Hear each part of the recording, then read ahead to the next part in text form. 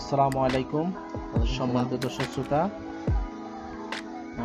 স্বাগত জানাচ্ছি এমএস টেকনোলজিতে। আজকে আমরা যে ভিডিওটা করব সেই ভিডিওটা হচ্ছে অতি গুরুত্বপূর্ণ একটা ভিডিও। আমরা প্রায়শই দেখে থাকি যে আমাদের এনআইডি, দ্যাট মিন্স জাতীয় পরিচয়পত্রে নাম ভুল থাকে, যেরকমটা হয়ে থাকে যে আমরা আমাদের যারা লেখাপড়া করেছি বা লেখাপড়া করি তাদের সার্টিফিকেট একরকম, আর এনআইডি কার্ডে অন্যরকম, অথবা জন্ম নিবন্ধনে একরকম, এনআইডি কার্ডে অন্যরকম, অথবা পাসপোর্টে একরকম, এনআইডি কার্ডে অন্যরকম। সেক্ষেত্রে আমরা বিভিন্ন কাজের ক্ষেত্রে বা বিভিন্ন কাজ করতে গিয়ে আমরা কি বিপদে পড়ে যাই। আমরা আজকে দেখব কিভাবে এনআইডি কার্ডের তথ্যগুলো সংশোধন করা যায় মাত্র কিছু সময়ের মধ্যে, আর সামান্য একটু সময় ব্যয় করেই। আমরা আজকে ভিডিওতে যা দেখব তা হচ্ছে কিভাবে এনআইডি কার্ড সংশোধন করা যায়। কিন্তু একটা জিনিস আপনাদেরকে মাথায় রাখতে হবে, ঘরে বসেই এনআইডি কার্ডের সব তথ্য সংশোধন করা যাবে না। যে সব তথ্য ঠিক করা যাবে না তা হচ্ছে আপনার নিজের ছবি পরিবর্তন করতে পারবেন না, আপনার স্বাক্ষর পরিবর্তন করতে পারবেন না, আপনার ভোটার এলাকায় স্থানান্তর করতে পারবেন না, আপনি নিজে নিজে এগুলো করতে পারবেন না। তবে এগুলো করতে পারবেন আপনি উপজেলা সার্ভার স্টেশনে গিয়ে আবেদন করার মাধ্যমে এগুলো পরিবর্তন করতে পারবেন। তবে এছাড়া অন্যান্য সব কিছু, যেমন আপনার নাম, আপনার বাবার নাম, আপনার মায়ের নাম, আপনার জন্ম তারিখ, আপনার স্বামীর নামের পরিবর্তন, আপনার নিজের নামের পরিবর্তন, আপনার রক্তের গ্রুপ যোগ করা, এই কাজগুলো আপনি ঘরে বসেই করতে পারছেন। আমরা আজকের ভিডিওতে এই জিনিসগুলো দেখাচ্ছি কীভাবে করতে হবে। তার জন্য আপনাকে যা করতে হবে, সম্মানিত দর্শক শ্রোতা, আগে জানিয়ে রাখি, আপনাদের এই আবেদনটা করতে আপনাদের দুটো জিনিস লাগবে। এক হচ্ছে কম্পিউটার, আরেকটা হচ্ছে মোবাইল। আমি এর জন্য বলছি যে দুইটা জিনিস লাগবে, আপনারা কাজটা করলে বুঝতে পারবেন। আমরা কাজটা শুরু করব। আমরা এখন চলে যাব আমাদের কম্পিউটারে থাকা যে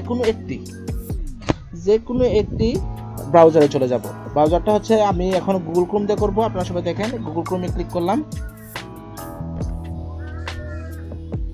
গুগল ক্রোম ক্লিক করার পর এটা ওপেন হবে। ওপেন হওয়ার পর আমরা শুধু সার্চ বারে শুধু লিখবো NIWD লেখার পর আমরা ইন্টারে ক্লিক করব। তাহলে এরকম কিছু তথ্য চলে আসবে। আমরা দেখতে পাচ্ছি স্ক্রিনে যে এরকম তথ্য। তাহলে প্রথম যে তথ্যটা আছে সেটা হচ্ছে ভোটার তথ্য। ঠিক আছে, ভোটার তথ্য আমরা দেখতে পাচ্ছি। নিচে আমরা কিছু দেখতে পাচ্ছি, রেজিস্টার, লগ ইন, এনআইডি নম্বর, যোগাযোগ করুন। সম্মানিত দর্শক শ্রোতা, আমাদের কাছে এখন আমরা যা করতে হবে, আমরা প্রথমে আমাদের এনআইডি সার্ভারে, দ্যাট মিন্স বাংলাদেশ সরকারের জাতীয় পরিচয়পত্রের সার্ভারে আমাদেরকে রেজিস্ট্রেশন করতে হবে। তার জন্য আমরা সরাসরি রেজিস্টারে ক্লিক করব। রেজিস্টারে ক্লিক করার পর এরকম একটা পেজ ওপেন হবে। দর্শক শ্রোতা একটু অপেক্ষা করেন। দেখতে পাচ্ছেন যে এরকম একটা পেজ ওপেন হবে। কারা অনলাইন সেবার জন্য রেজিস্ট্রেশন করতে পারবেন, এখানে কিছু নিয়মাবলী আমরা দেখতে পাচ্ছি, দেওয়া আছে। নিয়মাবলীগুলো দেখতে পাচ্ছি।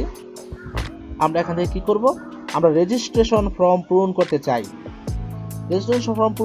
ক্লিক করার পর আমাদেরকে রেজিস্ট্রেশন করার জন্য ফর্ম দেওয়া হবে।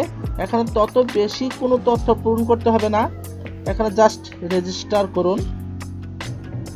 এখানে ক্লিক করে আমরা এনআইডি নাম্বারটা লিখব। আমরা আমাদের নিজেদের এনআইডি নাম্বারটা লিখব।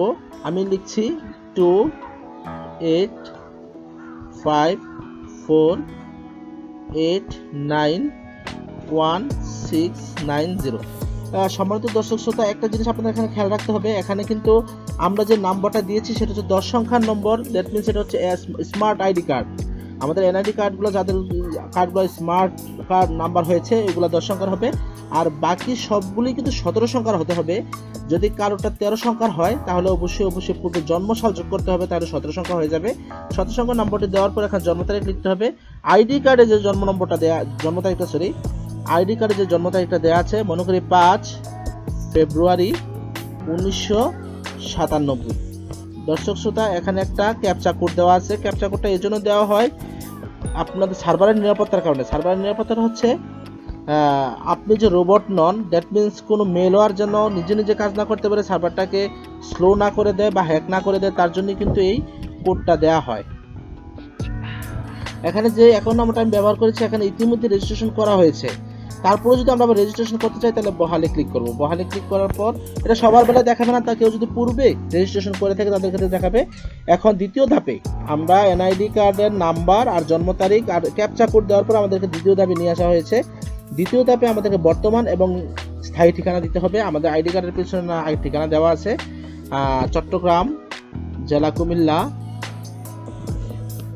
মুরাদনগর থানা। ঠিক একইভাবে চট্টগ্রাম, যদি ভিন্ন হয় কারো ভিন্ন দিবেন, আর ভিন্ন না হলে কুমিল্লা উপজেলা, মুরাদনগর। পরবর্তীতে ক্লিক করব।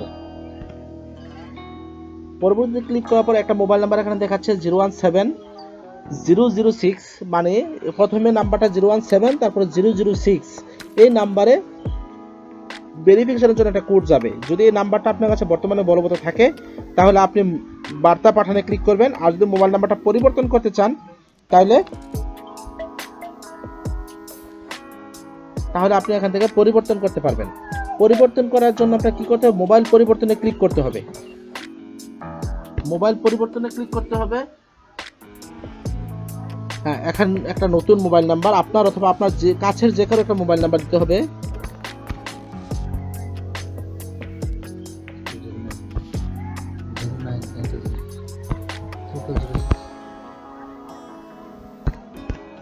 বার্তা পাঠাতে ক্লিক করতে হবে। তাহলে একটা বার্তা, এই ডিজায়ার যে নাম্বারটা আমি এখানে দিয়েছি ওই নাম্বারে একটা এসএমএস যাবে। ওই এসএমএস এর যাচাইকরণ কোডটা বা ভেরিফিকেশন কোড যেটাকে বলে, ওইটা আমরা সংগ্রহ করব।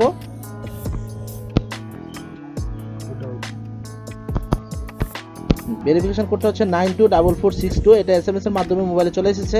মোবাইল থেকে এটা কালেক্ট করার পর আমরা বহালে ক্লিক করব। বহালে ক্লিক করার পর দর্শক শ্রোতা দেখতে পাবেন এরকম একটা কিউআর কোড দেখা যাবে। এই কিউআর কোডটা দেখা গেলে আমরা এখন মোবাইলের কাজ লাগবে। মোবাইলে কিভাবে কাজ করতে হবে সেটা আমি দেখিয়ে দিচ্ছি। দর্শক শ্রোতা, আমি এখনই দেখা দিচ্ছি আপনাদেরকে। বন্ধুরা, এবার কি করতে হবে? এবার মোবাইলে আসার পর আমরা প্লে স্টোরে যাব। প্লে স্টোরে গিয়ে এখানে এনআইডি ওয়ালেট সার্চ দিব। এনআইডি লিখলে এনআইডি ওয়ালেট চলে আসবে।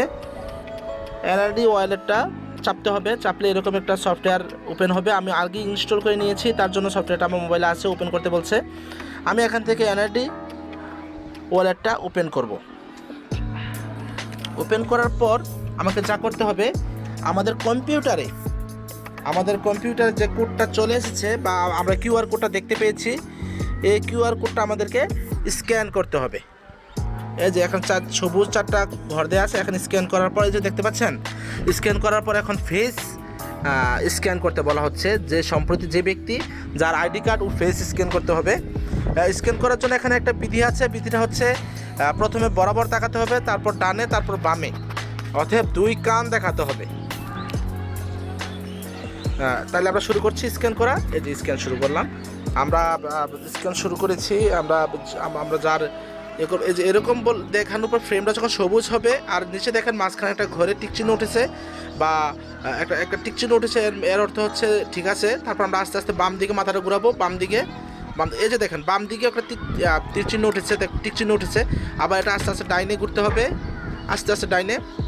হ্যাঁ, ডাইনে ঢোকার পর আমরা দেখতে পাচ্ছি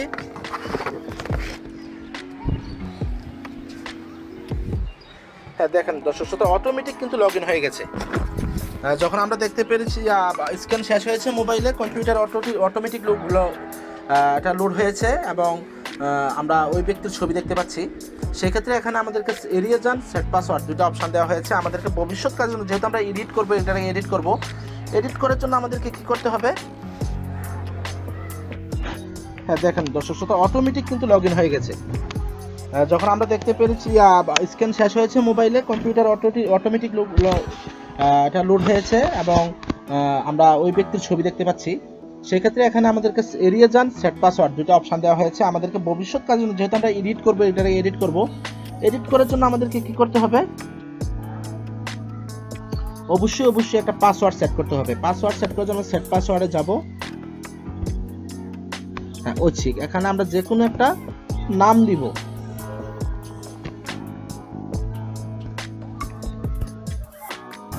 আমরা যে কোনো একটা নাম দিব।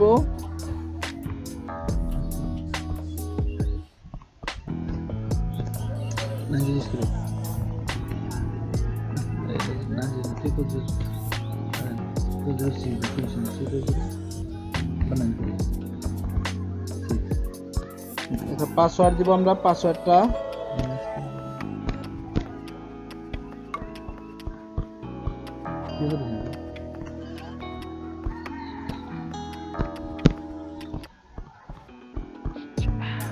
নিজের ইচ্ছা মতো একটা পাসওয়ার্ড 2বার দিব, দেওয়ার পর আপডেট করে নিব।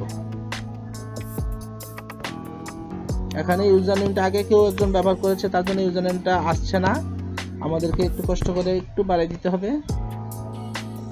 পাসওয়ার্ডটা সেট হয়ে গেছে। সেট হয়ে যাওয়ার পর এখন দেখেন আমরা প্রফেশনাল জন্য সেট করে রাখতে পারি।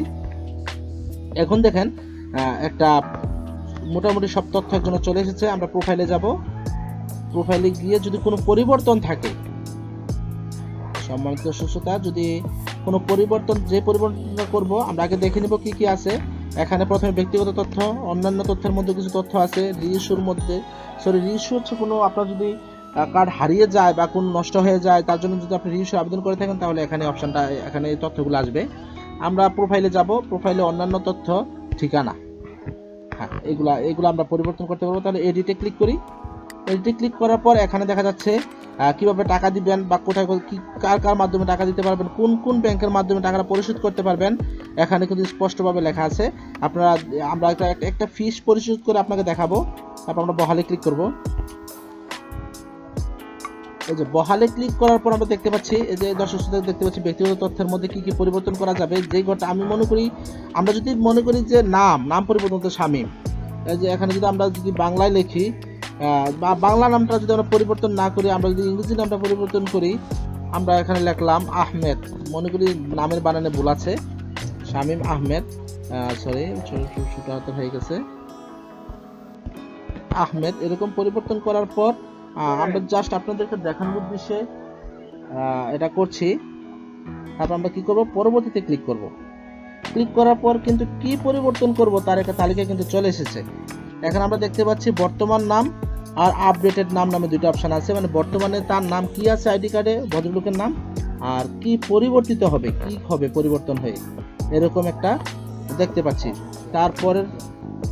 তারপরের যে অপশনটা আছে, তারপর হচ্ছে কিভাবে টাকাটা পরিশোধ করবো আমরা, মানে কত টাকা পরিশোধ করতে হবে বা আমার অ্যাকাউন্টে কত টাকা আছে। যেহেতু আমরা বর্তমানেই লগ ইন করলাম, আমাদের অ্যাকাউন্টে এখন কোনো টাকা নেই, টাকাটা পরিশোধ করতে হলে কিভাবে পরিশোধ করতে হবে তা আমরা এখন দেখব।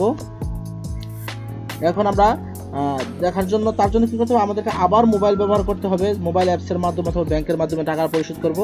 তাহলে আমরা এখন দেখব কিভাবে টাকাটা পরিশোধ করতে হবে। দর্শক শ্রোতা একটু অপেক্ষা করেন, আমরা দেখাচ্ছি। এখন টাকা পরিশোধের যে পদ্ধতি, আমরা রকেটে পরিশোধ করব। রকেটে দুইভাবে পরিশোধ করা যায়, ইউএসএসডি কোড ডায়াল করার মাধ্যমে আর অ্যাপসের মাধ্যমে। আমরা এখন দেখব কিভাবে অ্যাপসের মাধ্যমে পরিবর্তন করা যায়। অ্যাপসের মাধ্যমে পরিবর্তন করার জন্য কি করতে হবে, টাকা পরিশোধ করার জন্য কি করতে হবে, সেটা হচ্ছে বিল পরিশোধে ক্লিক করতে হবে।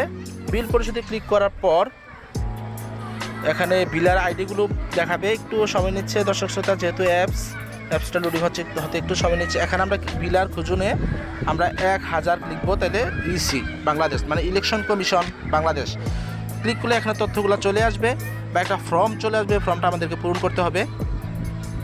ফর্মটা পূরণ করতে আমাদের যা করতে হবে, ইসি বাংলাদেশ এখানে 17 ডিজিটের এনআইডি নাম্বারটা প্রবেশ করতে হবে। আর আমরা পূর্বেই যে এনআইডি নাম্বারটা দিয়ে অ্যাকাউন্ট খুলেছি বা এনআইডিটা দেখেছি, সেই এনআইডি নাম্বারটাই এখানে দিব। সেটা হচ্ছে 2854891690। এখানে অ্যাপ্লিকেশন টাইপে আমরা ক্লিক করে দেখে নেব আমরা কী ধরনের তথ্য পরিবর্তন করেছি। এটা হচ্ছে 2 other info correction. Other info কারেকশানে আমরা 2 দিব, এখানে 2 দিব। 2 দেওয়ার পর অন্যের, যদি আমরা নিজের হয় নিজের দিব, যদি অন্যের হয় অন্যের দিলে সেখানে শুধু মোবাইল নাম্বারটা দিতে হবে। আমরা মোবাইল নাম্বারটা আগেই দেখিয়েছি, 01618090006। এটা মোবাইলে সেভ ছিল বিধায় এখানে শামীম মেয়ারটা চলে এসেছে। যদি সেভ না থাকতো তাহলে আননোন একটা লেখা আসতো। তারপর আমরা যাচাই করুন ক্লিক করার পর আমরা দেখতে পাবো যে এখানে অ্যামাউন্টটা দেখানো হবে। অনুগ্রহ করে অপেক্ষা করতে বলা হয়েছে। অপেক্ষা করার পর আমরা এখানে এই যে এখানে লেখা আছে বিল অ্যামাউন্ট টাকা 115 অনলি। আমরা ঠিক আছে ক্লিক করার পর আমরা এখানে পিন দিব। পিন দিয়ে এখানে আপনার যেই কনফার্মেশন কিটা আছে বা বাটনটা আছে এখানে চেপে ধরে রাখবো।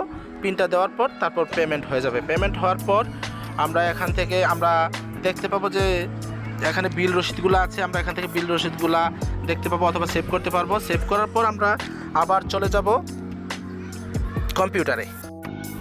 দর্শক শ্রোতা, টাকা পেড করার পর আমরা এখানে ইউ হ্যাভ টোটাল ডিপোজিট, এখানে 115 টাকা দেখতে পাবো, 230 টাকা হলে 230 টাকা, 345 টাকা হলে 345 টাকা, 575 টাকা হলে 575 টাকা অ্যামাউন্ট দেখতে পাবো।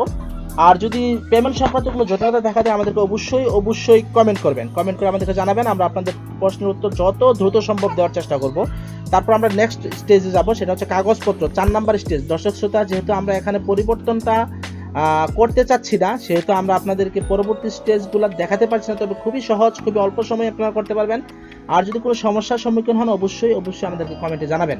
তার জন্য কাগজপত্রে যাওয়ার পর কোন কাগজপত্রগুলো কি কাগজপত্র এখানে অ্যাটাচ করতে হবে অথবা দিতে হবে বা স্ক্যান করতে হবে, সেই কাগজপত্রগুলো সম্পর্কে আমাদেরকে বলবেন। এখন আপনাদেরকে যা করতে হবে, কাগজপত্রে কোন পরিবর্তনের জন্য কোন ধরনের কাগজপত্র লাগবে, সব পরিবর্তনের জন্য, সবকিছু পরিবর্তনের জন্য একই রকম কাগজ লাগবে না, আলাদা আলাদা কাগজ লাগবে। তবে আপনারা আমাদেরকে কমেন্টে জানাবেন যে আপনার কি পরিবর্তন রয়েছে আর তার জন্য কি কাগজ দিতে হবে। আর তাছাড়া আপনারা আমাদেরকে স্ক্রিনে দেওয়া যে ফোন নাম্বার দেখতে পাচ্ছেন, সেই ফোন নাম্বারের মাধ্যমে আমাদেরকে ফোন করে জানতে পারবেন। আশা করি আমরা ফোন রিসিভ করে আপনাদেরকে, অথবা রিসিভ না করলে পরে ফোন ব্যাক করে আপনাদেরকে একটা সঠিক তথ্য দিতে পারবো বা সঠিক তথ্য জানিয়ে দেবো। তারপর নিশ্চিত করুন বাটনে ক্লিক করে দিবেন। কাগজগুলো অ্যাটাচ করার পর নিশ্চিত করে যাওয়ার পর সাবমিট বাটন থাকবে, সাবমিট বাটনে সাবমিট করে দিবেন। সাবমিট শেষ করার পর আপনাদের কাজ শেষ। আপনাদের মোবাইলে SMS যাবে, SMS-এ বলে দেওয়া হবে কবে কি পাবেন। আর অবশ্যই যে কোনো সমস্যা আমাদেরকে জানাবেন। আর এরকম এক্সাইটিং আর খুব কাজের ভিডিও দেখতে অবশ্যই আমাদের চ্যানেলকে সাবস্ক্রাইব করুন আর লাইক কমেন্ট শেয়ার করে আমাদের পাশেই থাকুন।